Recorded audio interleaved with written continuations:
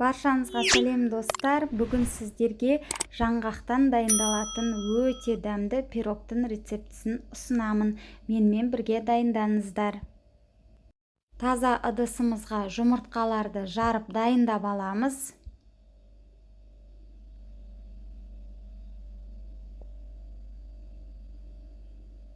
Одан кейін венчиктің көмегімен араластыратын боламыз.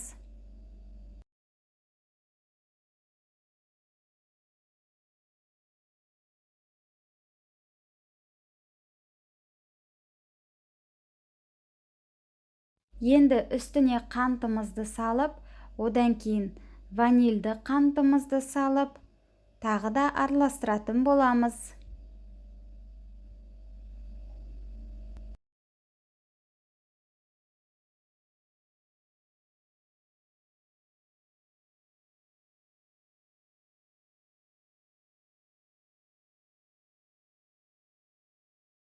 Енді осы массаның үстіне сұйық майды құямыз.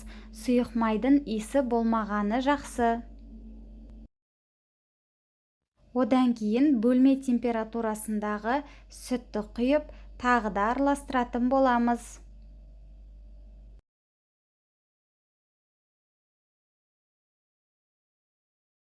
Алдын ала електен өткізілген ұнның үстіне қамыр қопсытқышты салып, одан кейін жаңағы сұйық массамызға құйып, венчиктің көмегімен біркелкі масса болғанша араластыратын боламыз.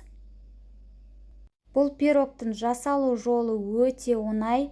Егерде үйде ешқандай жаңғақ болмаған жағдайда 2 ас қасық какао қосып жіберсеңіздер де өте дәмді пирог болып шығады. Тазартылған жаңғағымызды осылай бөліктерге бөліп алып, жаңағы массаның үстіне салып, араластырып аламыз.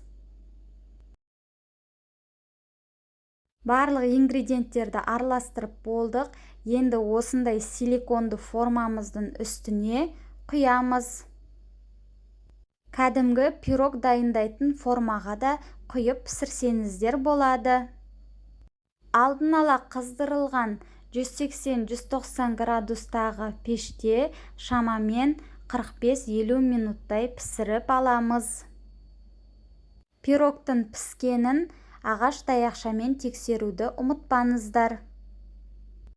Осымен оңай жасалатын пирогымыз дайын. Міндетті түрде дайындап көріңіздер. Сіздерге ұнайтынына сенімдімін.